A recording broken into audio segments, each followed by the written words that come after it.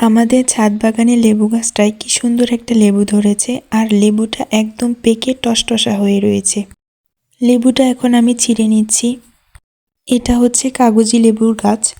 এই লেবুগুলোর রসও হয় অনেক, আর খুব গ্রানও হয়। আর লেবুটা ছিঁড়ার সাথে সাথে আমার জাকারিয়া আমার হাত থেকে লেবুটা নিয়ে গেল। সবাই আমার পাখিটাকে দেখে মাশাআল্লাহ বলবেন।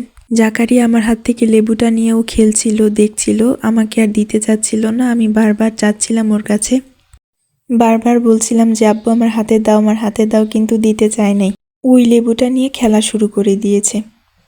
লেবুটা ওর হাতে থাকলে হয়তো ও আবার কামড় দিতে পারে বা ছাদে থেকে ফেলেও দিতে পারে।